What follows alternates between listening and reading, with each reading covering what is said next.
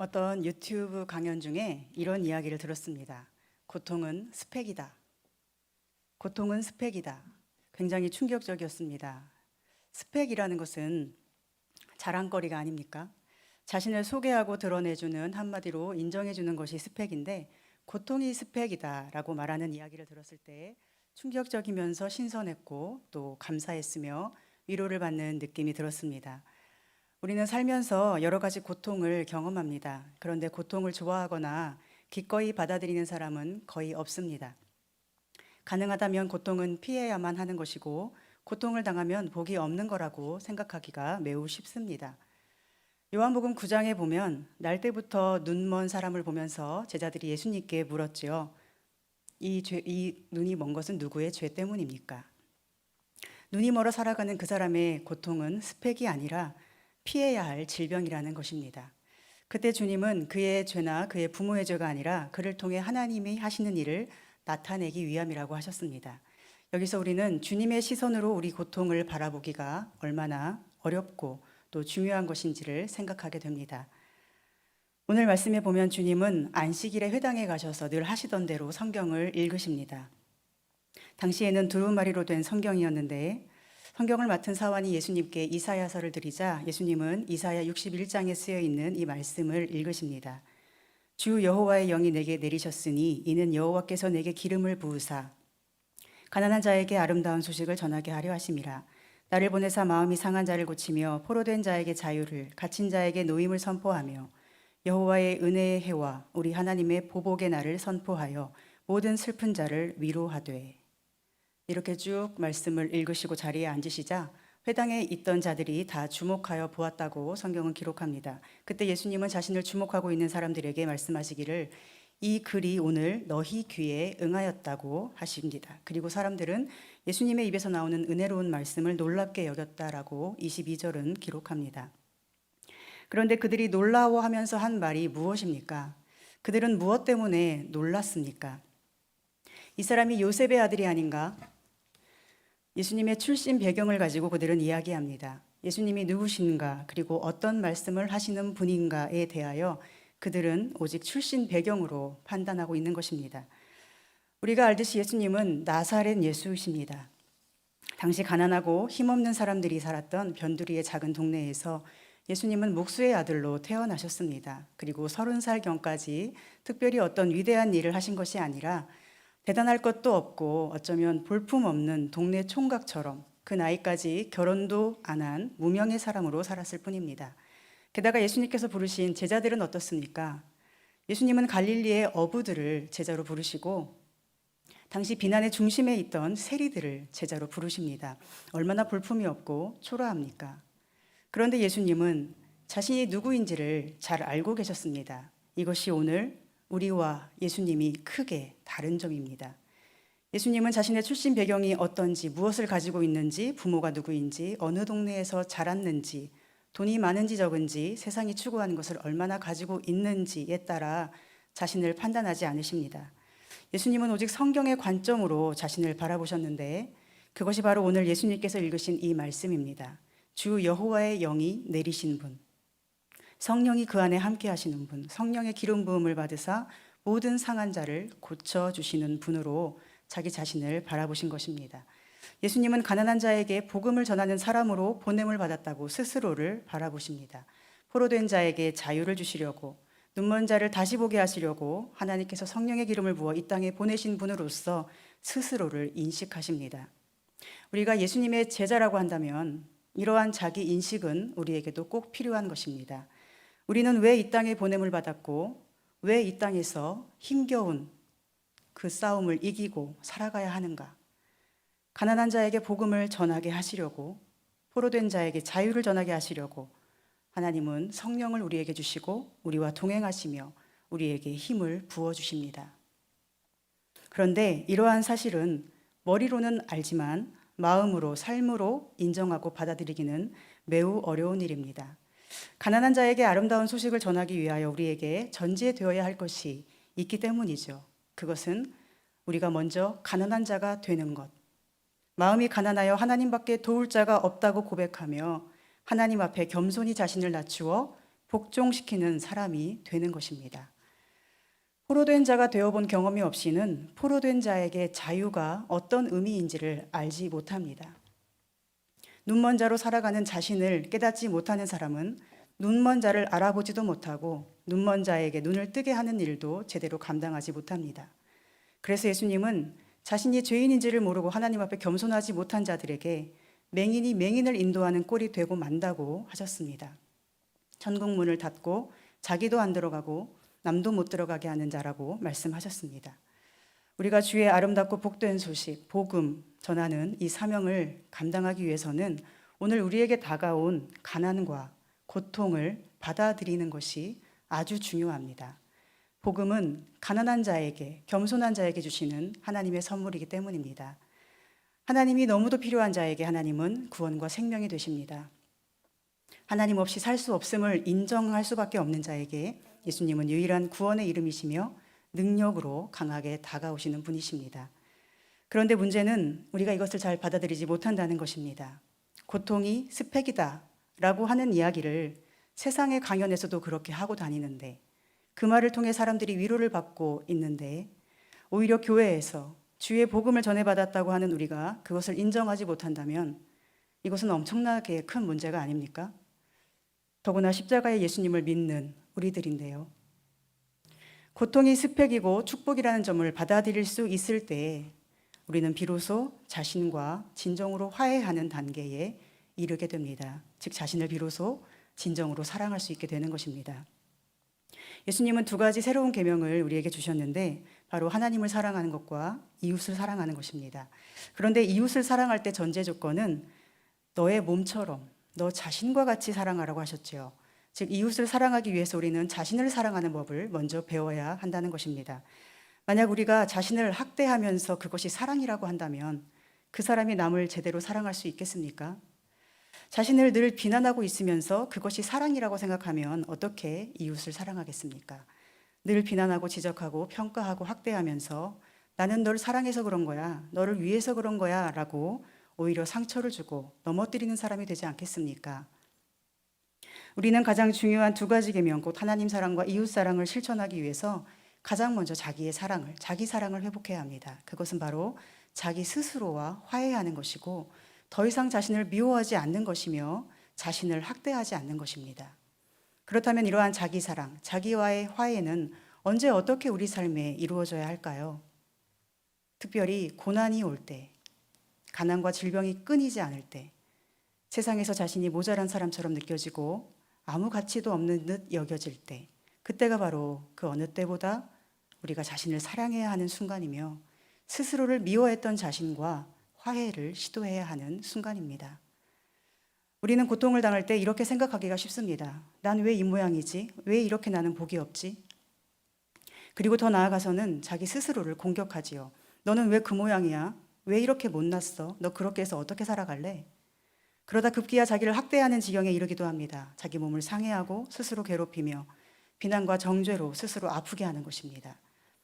그런데 생각해 보십시오. 자신의 가난, 자신의 질병, 자신의 부족함을 스스로 받아들이지 못하고 비난하며 괴롭히는 사람이 어떻게 남을 사랑할 수 있을까요? 가난한 자신을 볼 때에 못났다고 비난하면서 주의 복음이 필요한 가난한 자를 볼 때 진정으로 그를 사랑하고 귀하게 여길 수가 있겠습니까? 병에 걸린 자신을 바라볼 때 왜 이렇게 복이 없느냐고 스스로 괴롭히는 사람이 어떻게 병에 걸린 사람에게 주의 복음을 들고 가서 당신이 정말로 복을 받은 사람이라고, 당신을 통해 하나님이 하시는 일을 나타내실 거라고 증거하는 일을 감당할 수가 있겠습니까? 오늘 말씀에 나오듯이 우리에게 주의 성령으로 기름 부음을 내려주신 것은 가난한 자에게 복음을 전하게 하시기 위함입니다. 그런데 나 자신의 가난과 질병과 약함과 부족함과 부끄러움을 있는 그대로 받아들이지 못하고 사랑하지 못한다면 우리의 복음 전하는 일은 거짓이 될 수밖에 없습니다. 스스로 무능해 보일지라도, 아무리 자신이 무능해 보일지라도 자신을 있는 그대로 사랑하지 못하는 사람은 세상의 어느 누구도 있는 그대로 존귀히 여길 수가 없는 것입니다. 그래서 어쩌면 하나님은 정말로 사랑하시는 자에게 고통을 주시는 것 같습니다. 그 고통을 통하여 고통받는 자의 아픔을 먼저 느끼고 고통당하는 내가 얼마나 귀한 사람인가를 먼저 깨달음으로써 참된 복음의 가치를 전하도록 해주시는 것입니다. 하나님은 그런 너를 사랑하는 분이야 라고 말하기 위해서 먼저 우리는 하나님은 이런 나를, 이렇게 고통당하는 나를 사랑하시는 분임을 아는 것이 너무도 중요하다는 것입니다. 만약 우리가 모든 것을 누리고 남보다 좋은 환경에 살고 고난은 별로 경험하지 못하며 살았다면 어떻게 남이 당하는 아픔을 공감하고 격려하며 위로하는 삶을 살 수가 있겠습니까? 비록 말로는 그렇게 한다 할지라도 그것은 진정한 마음이 없는 헛된 소리로 그칠 가능성이 매우 큽니다. 도와주면서도 나는 이런 거를 누리는데 못 누리는 너는 참 안 됐구나 라는 동정의 마음으로 나눠주게 된다면 그것은 그 사람에게 생명을 주는 것이 아니라 또 다른 의미의 죽음을 주는 것과 마찬가지입니다. 그러므로 우리는 삶의 여러 가지 측면에서 자신의 고통을 새롭게 바라볼 필요가 있습니다. 원치 않는 고통을 어쩔 수 없이 겪어야만 했던 과거의 자신을 하나님의 눈으로 바라보아야만 합니다. 그리고 현재에도 여전히 고통 가운데 눈물 흘리는 자신의 모습을 가장 먼저 안쓰럽게 여기고 긍휼의 눈으로 바라볼 줄 알아야 합니다. 그 모진 세월 지내오느라 얼마나 상하고 아팠을지 세상에 어느 누가 그 마음의 고통을 알아주겠습니까? 그 모든 것을 오롯이 홀로 겪어낸 자신 외에 누가 여러분의 마음을 알 수 있겠습니까? 그러니 가장 먼저 자신을 하나님의 눈으로 바라보고 고통을 겪은 자신의 삶이 얼마나 하나님 앞에 존귀하고 아름다운지 먼저 발견하는 이 믿음이 우리에게 꼭 있어야 하겠습니다. 한편 우리는 나보다 나를 더 사랑하시는 주님이라고 고백하곤 합니다. 그렇지요? 그런데 여기서 나보다 나를 더 사랑하신다고 할 때 나를 사랑하는 나는 어떤 나일까요? 슬픔에 울고 있는 나를 온전히 받아주고 사랑해주는 나입니다. 고통받는 나를 세상 누구보다 안쓰럽게 여기고 보듬어 줄 수 있는 나입니다. 바로 그런 나 자신보다 나를 더 사랑하시는 분, 고통받는 나를 가장 긍휼히 여기고 이해하시는 분, 그분이 우리 주님이십니다. 고통당하는 나를 미워하고 정죄하고 학대하는 나보다 나를 더 사랑하시는 주님이 아니라 나를 사랑해주는 나보다, 나를 가장 귀히 여길 수 있는 나보다 나를 더 사랑하시는 하나님을 고백하는 것입니다. 우리는 세상 모두가 등을 돌릴 때에도 내가 내 편이 되어줘야 합니다. 약한 나에게, 아픈 나에게, 힘들었을 나에게, 억울했을 나에게, 잘 참아온 나에게, 또 아무도 편돼주지 않고 버림받았던 나에게 스스로가 편이 되어주어야 합니다. 그럴 때 우리는 나만큼, 아니 나보다 더 아픈 사람 곁에서 나도 그의 편이 되어줄 수 있지 않겠습니까? 만약 우리가 자신을 정죄하고 학대하는 나로 살고 있다면 나와 같은 아픔을 겪는 사람들을 보면서 어떻게 그의 편이 되기를 기뻐할 수 있겠습니까? 자신에게 하듯이 그에게도 혀를 차고 미워하고 멀리하고 소외시키며 살지 않겠습니까? 예수님은 이런 면에서 우리보다 앞서 그 방법을 제시해 주신 분이십니다. 예수님은 태어날 때부터 헤롯 왕의 미움을 받아 피난 생활을 하셔야 했습니다. 이 땅은 예수님을 받아들이지 않았고 사람들은 예수님을 좋아하지 않았습니다. 예수님은 머리 둘 곳조차 없으셨으며 남들이 하는 것을 다 누리지 못하셨습니다. 오늘 본문에 나오듯이 예수님은 선지자가 고향에서 환영을 받지 못한다고 하시며 자신이 얼마나 사람들에게 환대받지 못하는 삶을 사시는지를 보여주고 계십니다. 그리고 예수님은 십자가의 길을 걸어가셨지요. 바리새인들에게 미움받고 이 땅에 살아서는 안 되는 존재로 늘 비난과 죽음의 고통 가운데 살아가셨습니다. 그런데 그런 삶 속에서도 예수님은 우리와 다른 점이 있었는데 그것은 자신과의 온전한 화해를 이루셨다는 것입니다. 성경에 보면 예수님께서 자신을 미워하거나 정죄하거나 학대하는 장면이 전혀 나오지 않습니다. 예수님은 십자가의 그 끔찍한 고통을 받는 현장에서도 얼마나 자기 존중감으로 충만하신지 모릅니다. 하나님께서 나를 버리셨는가 느껴질 수밖에 없는 그 십자가 위에서도 예수님은 얼마나 스스로 위로하시며 끝까지 자신을 그리고 자신이 감당하고 있는 그 십자가의 사명을 사랑하셨는지를 보십시오. 오늘 말씀에도 예수님은 자기를 환대하거나 전혀 존중하지 않는 고향 사람들에게 말합니다. 선지자가 고향에서는 환영을 받는 자가 없느니라. 즉 너희가 나를 환영하지 않는 것 지극히 당연하며 내게는 아무 상관없다라는 것입니다. 그리고 그들이 예수님께 늘 요구하는 것에 대해 23절에서 말씀을 이어가시지요. 너희가 반드시 의사야 너 자신을 고치라 하는 속담을 인용하여 내게 말하기를 우리가 들은 바 가버나움에서 행한 일을 내 고향 여기서도 행하라 하리라. 이것은 우리 삶에서도 똑같이 일어나고 있습니다. 예수 믿으면 복 받는다면서 왜 이렇게 못 살아? 왜 너의 삶이 가난하고 안 풀리고 고통뿐인 거야? 정말 예수님이 살아있다면, 그리고 네가 정말 생명을 전하는 예수님의 사자라면 너 자신을 먼저 고쳐봐. 네가 먼저 건강하고 부유하고 잘 나가는 모습을 보여줘봐 라고 그런 소리가 늘 우리 주변에 들려오고 있습니다. 그런데 이때 예수님이 하신 말씀을 보십시오. 예수님은 3년 동안의 가뭄 속에서 과부를 찾아가셨던 엘리야의 모습을 상기시켜 주십니다. 그리고 또한 나병 환자를 고쳤던 엘리사 선지자를 상기시켜 주시지요. 당시 과부는 얼마나 불쌍하고 동정이 필요합니까? 그런데 바로 그 불쌍한 과부 한 사람을 위해 그 위대한 선지자 엘리야가 존재했고, 그 가난한 과부에게서 떡 한 조각을 얻어 먹어야만 하는 가난한 엘리야를 통해 가난한 자에게 어떻게 주의 복음이 전해지는지, 그리고 극도로 가난한 엘리야가 어떻게 생명을 전했는지를 예수님은 가르쳐 주고 계십니다. 또 나병 환자는 어떻습니까?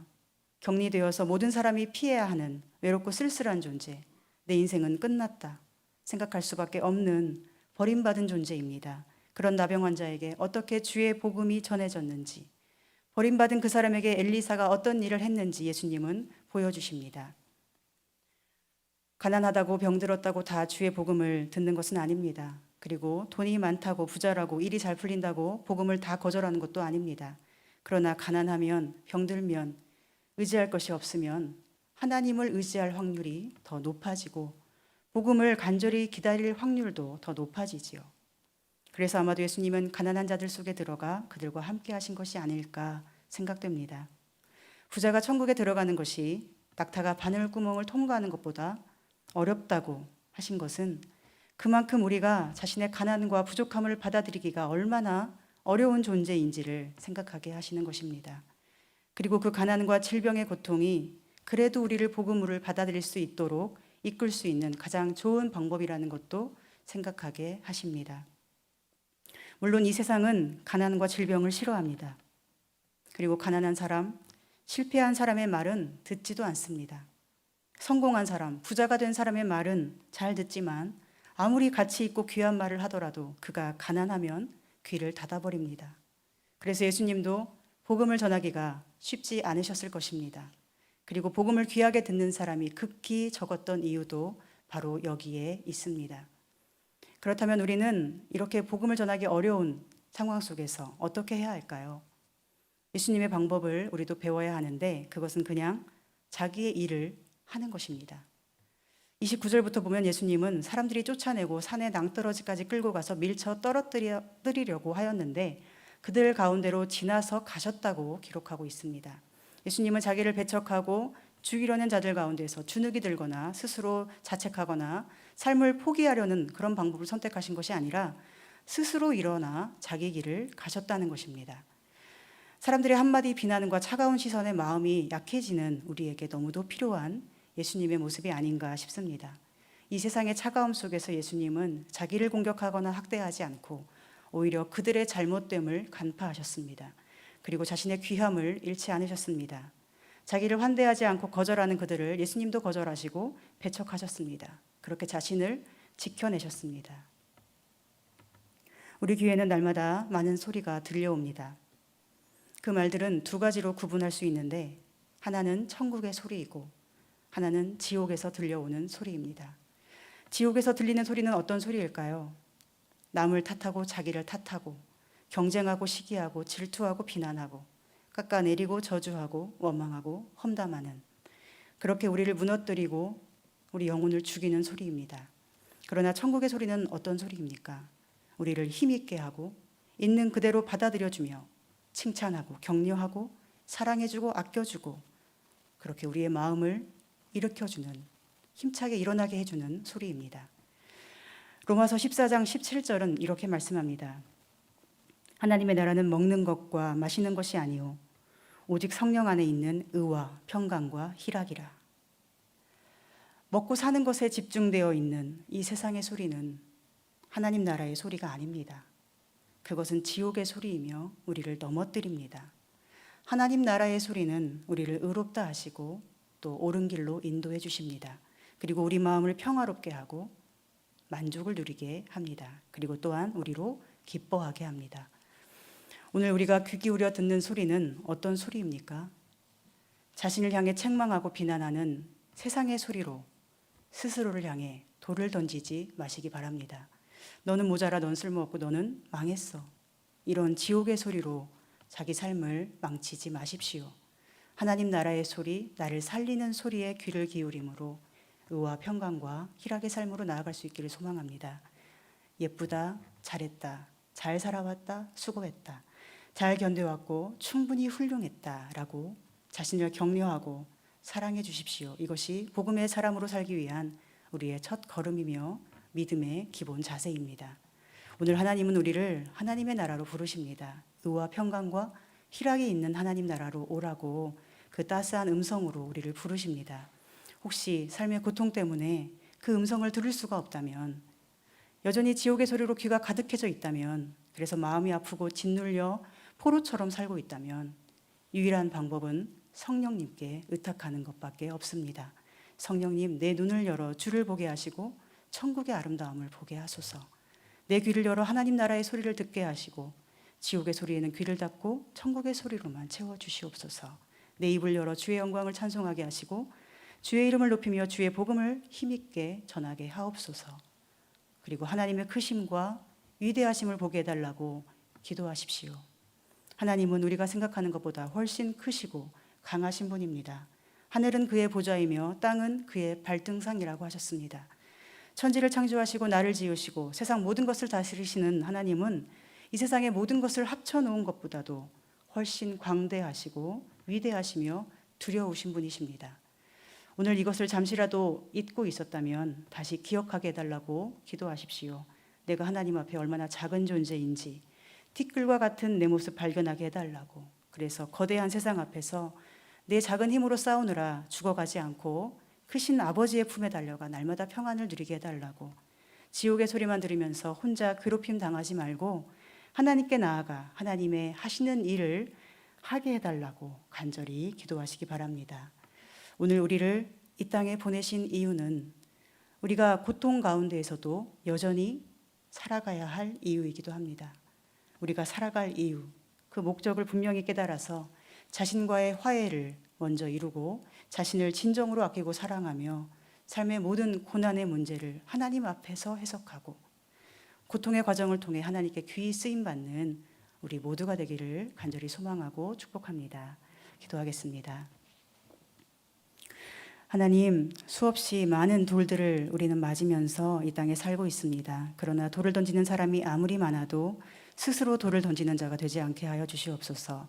자신을 향한 하나님의 부르심을 알게 하심으로 고통 속에 있는 자신을 더 이상 미워하지 않고 아끼고 사랑하게 해 주시옵소서.